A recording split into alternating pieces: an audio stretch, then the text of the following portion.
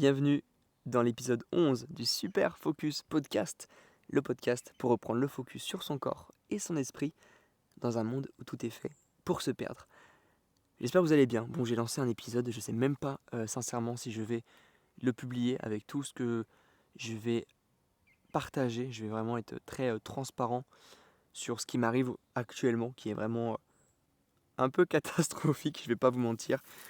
Grosso modo, je suis vraiment très endetté, je suis en train de couler dans mon business, je suis au plus bas, vraiment je suis vraiment au plus bas sur plein de trucs, je suis stressé depuis des mois, je travaille la tête dans le guidon, il n'y a aucun projet qui marche, c'est catastrophique. Vraiment, c'est une situation dans laquelle je ne pensais pas me retrouver et dans laquelle je suis tombé euh,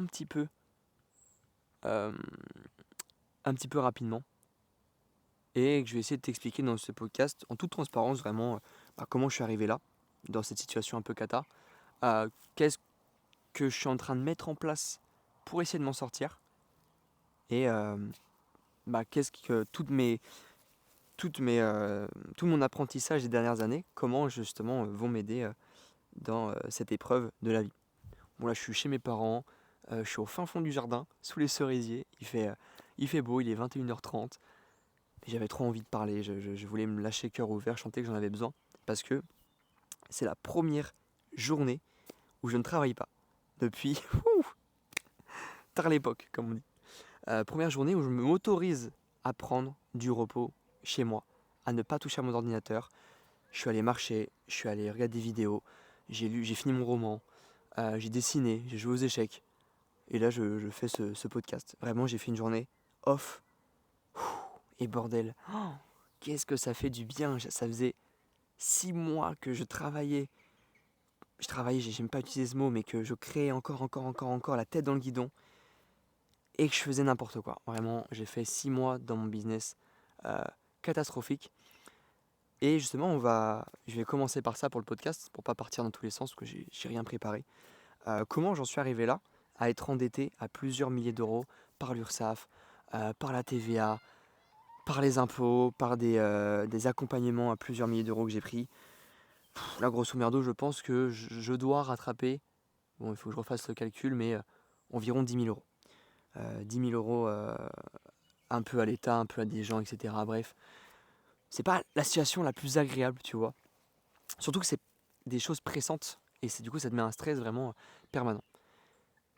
Comment j'en suis arrivé là 2025, tout marche bien vraiment, le business, le coaching, je suis trop content, vraiment je développe tout fonctionne, ma création de contenu elle est fluide, je me forme sur le business avec Ethan pendant 3 à 9 mois, pendant 9 mois pour apprendre à vendre, etc. Pour apprendre à voilà, comment vendre mon business, mon coaching. Parce que ça faisait 3 ans que j'étais lancé et je galérais. Donc là, ça m'a permis de réussir à sortir mes premiers vrais chiffres d'affaires. Après, en juin, je me forme avec Baptiste sur YouTube. Donc il me forme à voilà, faire des meilleures vidéos, à structurer mes miniatures, mon titre, l'accroche, comment vendre dans mes vidéos, etc. Donc là, je suis dans une période je vais dire de growing, je parle anglais, putain, de croissance. De croissance où tout va bien. Genre vraiment toute l'année 2025, c'est que monter, le chiffre d'affaires augmente, je suis trop bien, je suis trop heureux, je dépense tout, j'étais avec Matt, on partait dans tous les sens, on est allé en Thaïlande, gros déclic sur le voyage, sur le fait de dépenser de l'argent pour voyager. On est allé en Espagne, on a fini l'année 2025 à Bali. Et du coup, le podcast, j'ai terminé, je crois, à Bali. Quand j'étais rentré, vraiment en décembre 2025, quand je suis rentré de Bali, en France. Et Bali, c'était incroyable, tout était aligné, je me sentais bien, je bossais bien, etc. Mais je commençais déjà à sentir un petit truc à Bali, un petit truc de putain, ça fait 1 an, c'est bon, je vis de ma passion, un rêve qui était inimaginable se réalise, je suis coach, je vis de ma passion, bordel, c'est ouf ce qui se passe, je suis à l'autre bout du monde, j'ai la vie de rêve, quoi, genre vraiment, j'ai la vie de rêve. Et mais je sentais qu'il y avait un truc que, ok, j'arrive à en vivre, mais je sens que pour continuer à progresser dans mon business, il ne faut pas que je continue de la manière dont j'ai fait. C'est-à-dire que pendant toute l'année 2025, j'ai fait du coaching one-one. C'est-à-dire que je faisais du coaching où j'ai créé le programme pour la personne. Toutes les semaines, je changeais le programme pour la personne. Toutes les semaines, je faisais des retours techniques. On avait des appels sur WhatsApp. On s'échangeait tous les jours sur WhatsApp pour aider la personne à débloquer sa figure. Et c'était un des premiers points de fiction que j'avais. C'était le pourquoi la personne venait à moi. Mes élèves venaient à moi pour débloquer une figure. Et pas forcément pour Lucas. Alors oui, il y avait Lucas parce qu'ils aimaient ma façon de transmettre mes connaissances. Mais je sens que j'avais que cette casquette de coach c'est un coach qui a les connaissances pour me faire débloquer ma figure. Donc ça me dérangeait pas parce que ça m'amenait mes premiers clients. Et le problème, c'est que j'avais pas une grande synergie avec mes clients, je créais pas un genre de club, de mood que je voulais vraiment créer, une genre de bateau commun, on est tous ensemble et on va vers une vision commune de performance, de santé, de vie, d'amélioration de soi, etc. Je sentais que j'étais juste là en mode, je fais un programme pour faire débloquer une figure à quelqu'un. Donc c'était mon premier point de friction en me disant, ah putain, mais je sens qu'il faut que j'évolue plus vers que les gens ne viennent pas que pour débloquer une figure, mais qu'ils viennent parce que ils veulent se surpasser, ils veulent développer leur capacité physique, ils veulent prendre soin de leur santé, ils veulent se dépasser, ils veulent dans un mood comme moi où je suis dans cette envie de me dépasser mentalement et physiquement, et pas juste apprendre à tenir sur les mains parce que c'est stylé et j'ai envie de faire des photos avec cet été. Et ce qui m'a causé que beaucoup d'élèves que j'avais, j'en ai quand même coaché individuellement genre 80 je pense. Il faut que je revoie la liste, mais je pense qu'il y a 80 élèves depuis 3 ans que je coach. Et sur les 80, il y en a 5% qui re-signaient pour rester avec moi. Et peut-être que si tu n'as pas trop de notion au niveau du business, euh, ça reste important quand tu as un élève qui prenne, je sais pas, 3 à 4 mois de coaching, même plus, qui re-signe. Pas juste pour lui reprendre de l'argent, mais ça veut dire que en fait, ton coaching est tellement bien, il est tellement bien avec toi qu'il ne se voit pas continuer tout seul. Donc naturellement, ça devient logique pour la personne de re-signer, pour rester dans le mood et continuer à évoluer, etc. Puis une fois qu'elle a envie d'arrêter, elle arrêtera. Et moi, j'avais tellement pas cette synergie avec les gens que je coachais que, en fait, au bout de 4 mois, j'étais en mode, même moi, j'étais en mode, allez, c'est fini. Voilà, on a réussi à débloquer ça, on a débloqué ça. Pour certains élèves qui n'ont pas réussi à atteindre ce qu'ils voulaient, parce que c'est normal, la calisthénie en 4 mois, évidemment, moi, je vendais pas du rêve. Quand je faisais des appels, je disais pas à la personne, dans 4 mois, je vais te vendre 60 secondes de handstand, je vais te vendre 10 muscle-up. Non, j'essayais d'amener une vision à la personne en mode, tu vas débloquer ça, ça, ça, si on fait les choses correctement. Mais je pouvais pas vendre du rêve. Et 4 mois, c'est court. Pour la calisthénie, c'est très court. Donc ça, c'est mon premier point de friction. Et mon deuxième, c'était ce que je faisais dans mon quotidien. Moi, clairement, ce que j'aime dans mon quotidien, c'est le côté créatif. J'adore me lever, créer une vidéo YouTube, créer un post, créer des stories, avoir cette sensation j'allais dire de reconnaissance, mais de partage que j'ai comme là, un podcast, ça me fait kiffer, tu vois. De juste partager mon expérience, ce que je suis en train de vivre, mes galères, mes réussites, etc. Ça, j'adore. C'est-à-dire que je suis vraiment le profil, vraiment, je me suis auto-analysé depuis 1 an, avec 1 milliard de tests, 1 milliard d'échanges avec les gens.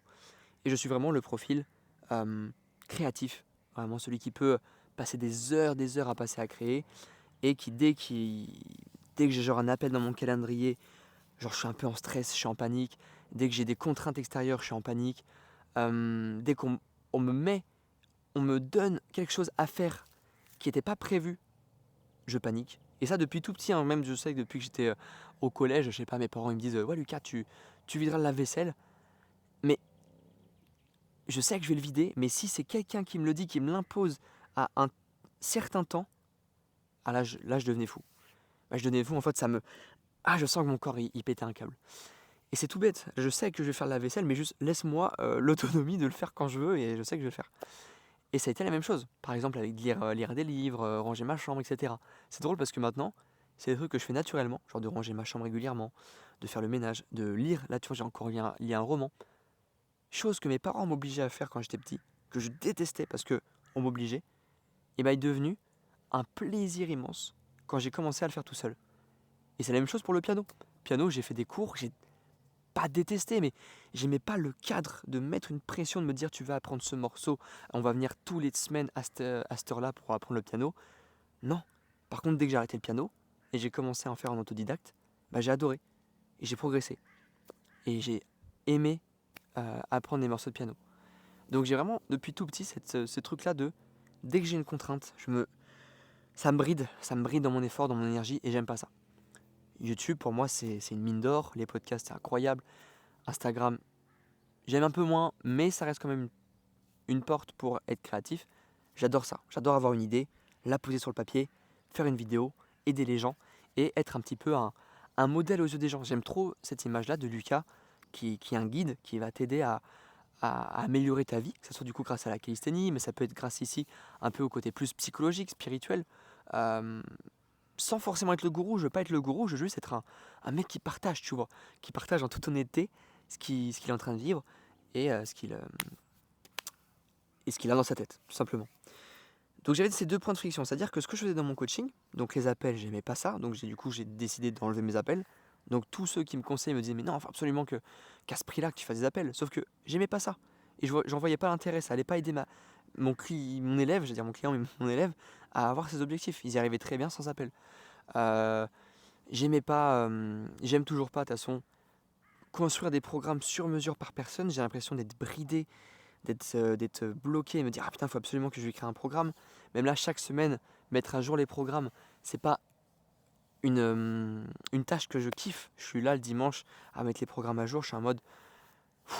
Et en fait, je sens que je rends pas service à la personne parce que je sens que je la rends pas autonome, je la rends pas euh, euh, actrice de sa progression et que avoir la responsabilité de mon élève sur sa progression me met une pression. Alors que j'aimerais vraiment, du coup c'était l'objectif, tu vas vite comprendre là où ça mène, hein, t'inquiète, tout a un sens. Mais du coup, avec ces conclusions-là, je me suis dit, bah ok, je vais essayer du coup de construire quelque chose qui va me permettre un petit peu de me déresponsabiliser de la progression de la personne, mais tout en lui apportant tous les éléments dont elle a besoin. Lui apporter les programmes, les exercices, les explications techniques, le soutien émotionnel, une communauté, tout ça, c'était évidemment ce que j'ai construit avec Tennis Academy, qui est mon académie de calisthénie. Sauf que je l'ai construit, ça fait genre 2 ans que j'ai cette idée en tête, 2 ans que je ne sais pas comment mettre cette idée, sous quelle forme je veux la mettre, et du coup j'essaie de bidouiller des trucs. Donc en décembre, janvier, je lance un abonnement mensuel à 50 euros par mois. Ça marche super bien, il y a plus de 20-25 membres qui y rejoignent, je suis trop content, tac tac tac. Sauf que je vois que pareil, j'ai un blocage. J'ai fait ça, j'ai eu mon pic de dopamine du fait que j'ai lancé un nouveau truc, que ça a marché, qu'il y a des gens qui ont rejoint. Et derrière, faut assumer, faut donner aux gens, etc. Et j'y arrive plus. Un blocage. Un blocage de putain, pourquoi je. Peut-être en fait l'abonnement de 50 euros par mois, bah il me permettait pas de vivre convenablement, de payer mon loyer, de payer mes formations, etc. Donc il fallait absolument que je retrouve une façon de refaire de l'argent. Donc en fait c'est ça le problème qui emmagasiné, c'est qu'à partir de janvier, comme ça marchait super bien, à Bali je faisais entre 5 000 et 6 000 euros de chiffre d'affaires. Donc je me suis dit bah c'est trop cool, j'ai vraiment cette pente montante et je vais pouvoir continuer à évoluer. Si je fais 5 à 6 000 euros par mois, bah, je peux investir en ça, je peux investir en ça, je peux vivre convenablement. Sauf que le problème c'est qu'en décembre je fais la moitié, même pas 2 000 euros de chiffre d'affaires je crois. Et je me dis bah c'est pas grave, je referai plus en janvier, de toute façon c'est que des hauts et des bas. Et en janvier, rebelote. Je refais 2 000 euros de chiffre d'affaires. Et là, je me dis, ouf. Donc, je fais moins de chiffre d'affaires, mais j'ai toujours autant de charges. Donc, bah, je commence à être un peu dans le rouge. Je commence à descendre au niveau de mon argent, parce que j'avais pas de trésorerie. En fait, je ne sais pas du tout gérer mon argent. Vraiment, j'ai une incapacité à gérer euh, correctement les choses. Et tu vas vite comprendre pourquoi j'en suis arrivé là aujourd'hui. Donc, aucune trésor, rien de côté. Je suis dans le rouge un petit peu. Donc, je commence dès janvier à travailler sous le stress de me refaire de l'argent. Donc, je change complètement. Je dis non, en fait, je vais passer mon académie gratuitement. Comme ça, les gens que je vais avoir sur YouTube, je vais les emmener dans l'académie et je vais pouvoir du coup leur envoyer des messages pour les aider et pouvoir faire du coaching du coup high ticket, donc payer plus cher et refaire de l'argent. Chose que j'ai fait, ce qui m'a permis de retrouver 3-4 élèves et me remettre un petit peu de trésorerie rapidement. Mais ça reste toujours le même problème que je fais ça parce que j'ai besoin d'argent et je suis pas aligné avec le fait de faire ça.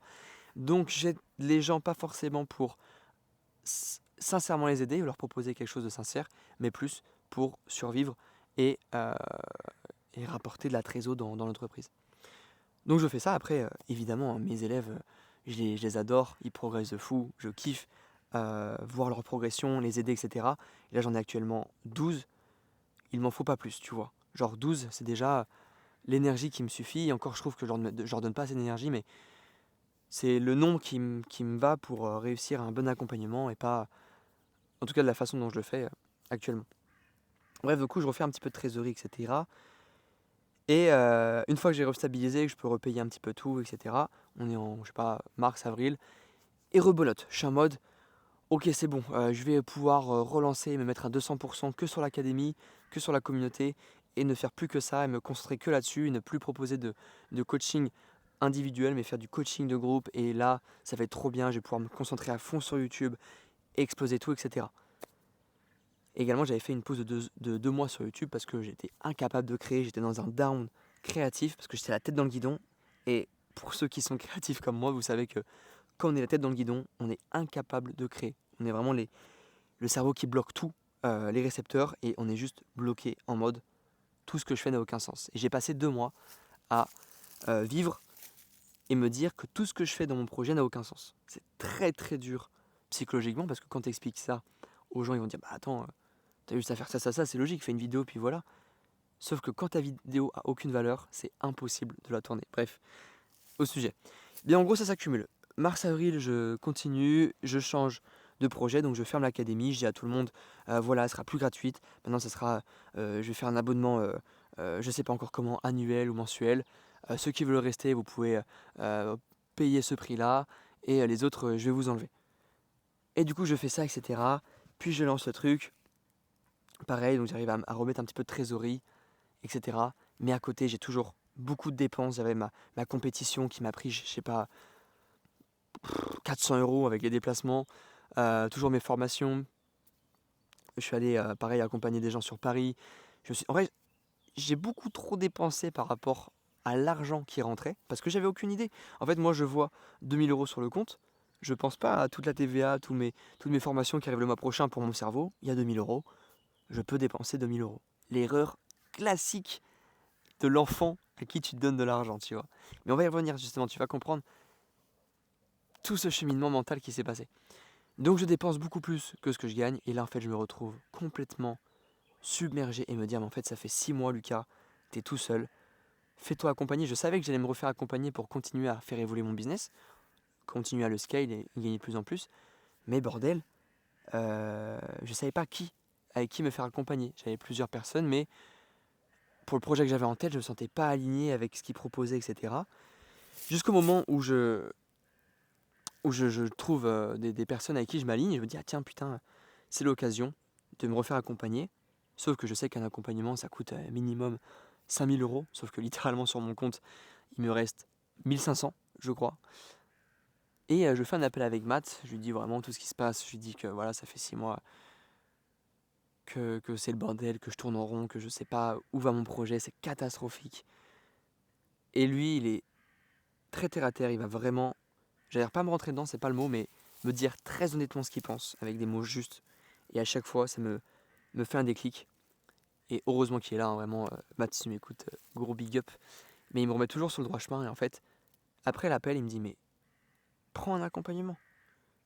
Prends un accompagnement. Tu te fais accompagner, tu, tu suis à la lettre, tu refais de l'argent, et tout va bien se passer. Ah, il y a mes chiens qui vous fouffent. Non, c'est bon. Et j'ai dit, bah je peux pas, tu vois. Je peux pas, j'ai que 1 500 sur mon compte. On raccroche avec Matt, on a été resté genre, je crois, 2 heures, 3 heures. Le soir même, je prends un rendez-vous pour l'accompagnement. Le lendemain, j'ai un appel.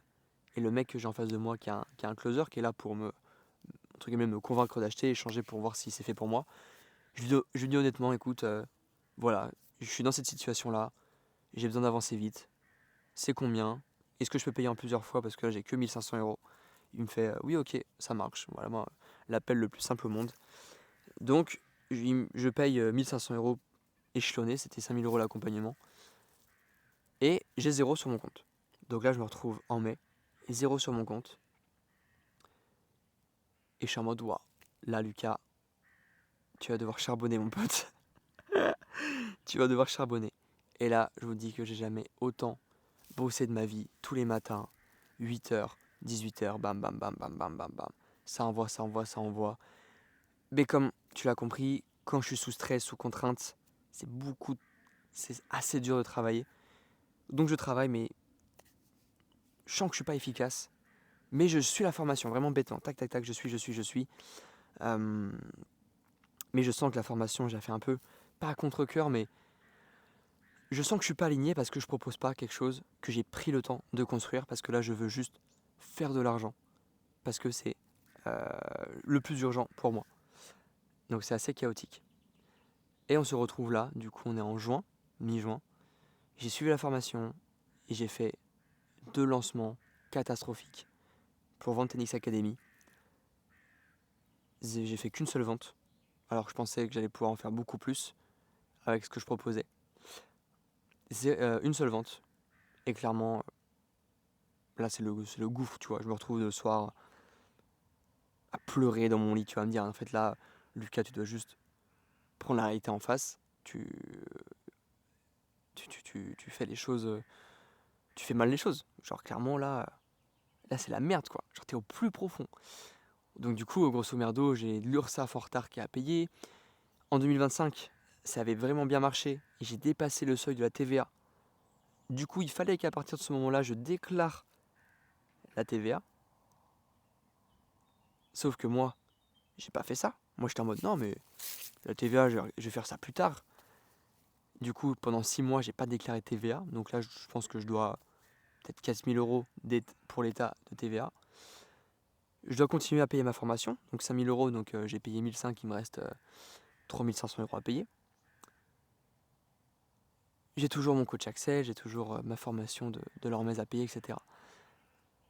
Et là, je me dis, waouh, là, Lucas, t'es au plus profond, aucun projet fonctionne, t'es incapable de vendre quoi que ce soit, t'es plus aligné avec rien, t'es foutu.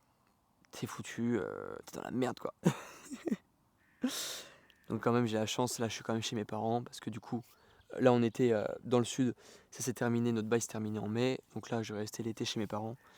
Donc, en fait, là, je vous balance juste toute l'histoire pour que vous voyez ce qui se passe. Et grosso merdo, c'est très simple. Ce qui s'est passé, c'est que 2025, comme c'est la première année que je gagnais de l'argent, que je vivais enfin de ma passion et que mon rêve se réalisait, en fait, je suis resté le petit Lucas adolescent qui voulait vivre de sa passion. Donc je vivais comme le Lucas qui gagnait de l'argent, qui dépensait, qui s'en foutait en fait, qui était en mode voilà, c'est ça la vie que je voulais. La vie que je voulais, c'est ne pas avoir de patron, ne pas avoir de contraintes d'horaire, gérer mes projets, créer, inspirer les gens, les aider à développer, etc. Tout était aligné. Donc je suis resté le même Lucas. Mon identité, c'était Lucas, qui gagne de l'argent, etc. Et le problème, c'est que je ne me suis jamais mis dans l'identité de l'entrepreneur. Je ne suis pas mis en tant que chef d'entreprise qui doit gérer une entreprise, qui doit gérer ses comptes, qui doit gérer ses finances, qui doit gérer l'URSSAF, qui doit gérer la TVA, qui doit investir mais correctement, qui ne paye pas sur un coup de tête, qui gère son argent, etc. Sauf que cette casquette-là, je ne l'ai jamais mise. Je ne l'ai jamais mise une seule fois. Parce que j'étais dans le flow. J'étais dans le flow de ça marche, trop bien, incroyable. Je vais pas, je vais pas changer. Pourquoi je changerais de casquette? Et il n'y a que maintenant, où du coup maintenant, je dois justement mettre cette casquette, c'est obligatoire. Je dois me mettre en mode, bon, là t'as plus le choix. Si tu te comportes pas comme un chef d'entreprise, t'y arriveras pas. Tout simplement. T'y arriveras pas. Et ça fait référence à, si tu as déjà écouté la saison 1 du Super Focus Podcast, au super livre que j'adore et que je te recommande, qui s'appelle Rompre avec soi-même de Joe Dispenza, qui parle de cette identité, de la puissance de l'identité. Et là, je me la suis pris en pleine gueule. Et c'est la même chose dans le sport. Si tu fais la calisthénie, justement, l'identité du sportif, l'identité de la personne qui arrive à faire sa figure, qui entraîne sa figure, et pas l'identité de la personne qui veut prouver, qui veut prendre du muscle, qui veut quoi que ce soit. Non. On change d'identité, on devient un athlète. On n'est plus des gamins qui font du sport pour impressionner tout le monde. On veut prendre soin de sa santé, se développer mentalement, développer de la performance. Je me suis rendu compte que c'était exactement la même chose dans mes projets. Donc voilà, un gros travail sur l'identité que j'ai à faire. Et, euh, et du coup, là, c'est vraiment premier jour de repos que j'ai réussi à prendre. Parce que du coup, la tête dans le guidon, les 2 projets qui marchent pas, je suis en gouffre, je fais un peu des crises d'angoisse. Et je me suis dit, mais en fait, là, ce qui te manque, Lucas, c'est de la clarté mentale. Sauf que c'est impossible aujourd'hui d'avoir de la clarté mentale si tu es occupé toute la journée. Toute la journée, c'était matin, je me levais, je répondais à mes élèves, je bossais sur l'ordi, je mangeais, je rebosse sur l'ordi, je prends un 3e café. Les gars, ma consommation de café, elle a augmenté. J'avais réduit drastiquement et là, c'était 3 cafés par jour. Je remets du sucre parce qu'en fait, j'avais besoin de stimuli, encore. Et je commençais à rescroller sur Instagram comme il n'y a pas, parce que mon cerveau était dans un état tellement de stress qu'il avait besoin de stimuli en permanence. Du sucre, du café, Insta, YouTube, boum, boum, boum. Et plus j'avançais, plus ça dégradait ma clarté mentale. Et en fait, ça qui était paradoxal, c'est dans un moment où je devrais le plus travailler pour gagner plus d'argent parce que je suis dans la merde, mais à la fois le moment où je devrais avoir le plus de clarté mentale, bah je sens que c'est pas du tout le cas, quoi. Parce que je me respecte pas, je respecte pas mon corps. Je suis quand même content d'avoir gardé des bonnes habitudes alimentaires. Je mange quand même très bien. Je bouge quand même régulièrement dans la journée. Je fais plus de 15 000 pas par jour. Je vais à la salle. Je me dépense. Je me fais du bien. Mais sur le travail, c'est un enfer. C'est vraiment un enfer. Donc voilà.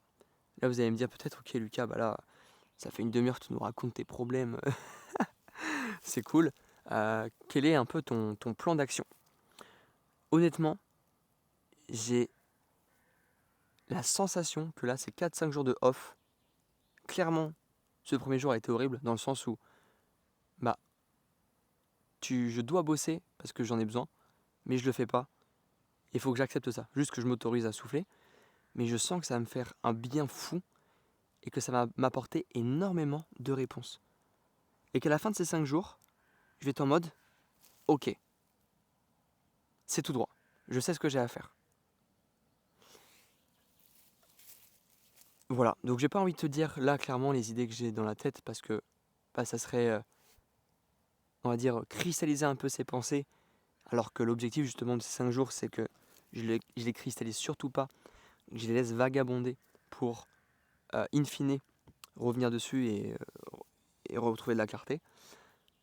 Mais je suis confiant. Je suis très confiant sur ma capacité à me relever, à avoir confiance en moi.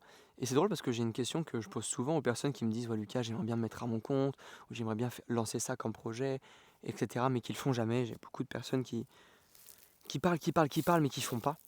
Moi, j'ai quand même la chance de passer très vite à l'action, même si l'action, bon, j'ai raté énormément de trucs et je fais énormément de bidouillage et de merde. Mais je préfère ça que juste dire et rien faire. Et à ces personnes-là, je leur demande, mais si tu te lances, quelle est la pire situation dans laquelle tu peux te trouver? La pire, la pire, la pire. Ils me disent bah, que ça marche pas, que je gagne plus de ma vie. Ok, mais si tu gagnes plus ta vie, où est-ce que tu peux aller? Bah, je peux retourner chez mes parents, ou je peux peut-être me faire loger par un ami, ou peut-être qu'on peut me prêter de l'argent. Ok. Et si c'est pas ça que tu feras quoi? Bah, peut-être que je retrouverai un travail, ou je relancerai un projet pour gagner de l'argent, etc. En fait, la pire situation dans laquelle tu peux te retrouver, elle est jamais atroce. Et clairement, là, à l'instant où je te parle, je suis dans la situation à laquelle je me suis répondu il y a 3 ans. À laquelle je me suis dit, au pire des cas, si ça marche pas, je me retrouve là. Et encore, je suis même en dessous de cette situation parce que je pensais pas être autant endetté et dans la merde. Mais pour te dire que c'est comme ça. La vie, elle est cyclique. La vie, il y a des hauts, il y a des bas. Et plus le haut il est grand, plus le bas il fait très très mal. Il te pète la gueule d'une puissance. Mais tout va bien. Je suis content. J'ai ma famille qui est là, qui est en bonne santé. J'ai un corps qui est là, en bonne santé. Il fait beau. J'ai mes amis. J'ai ma famille. Tout va bien. En vrai, en toute honnêteté, tout va bien. Franchement, Je peux pas me plaindre de ma situation. Il y a des choses bien plus tristes. Il y a des choses qui arrivent à des gens qui sont bien plus graves que moi. Je dois juste réussir à m'enlever ce stress, à méditer, donc la méditation qui fait vraiment du bien, à m'introspecter pour me réaligner et continuer à avancer, continuer à y croire et à être confiant. Je pense que je suis quand même content, j'arrive à être confiant, plutôt sûr de moi, sur ma capacité à me relever et pas trop m'effondrer. Mais ça reste quand même un événement assez difficile et je m'en demande beaucoup trop. Je suis assez dur avec moi-même et là je vais essayer de m'autoriser à me dire ok Lucas, ça sert à rien, plus t'es dur avec toi-même, moins t'y arrives.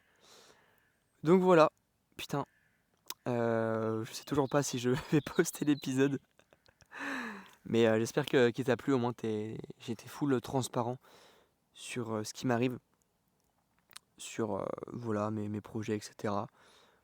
Si tu veux me raconter un petit peu, t'as peut-être des situations un peu identiques, peut-être que toi il t'arrive également des mêmes choses. Mais voilà, j'espère que ça a pu te redonner un petit peu le moral, t'aider dans ta situation actuelle. Et moi je te souhaite une belle soirée, il commence à se faire tard, je vais aller lire un petit peu mon roman. Et puis voilà, la vie continue, on continue d'avancer. Et puis on reste super focus, c'est le plus important. Allez, des bisous tout le monde, ciao!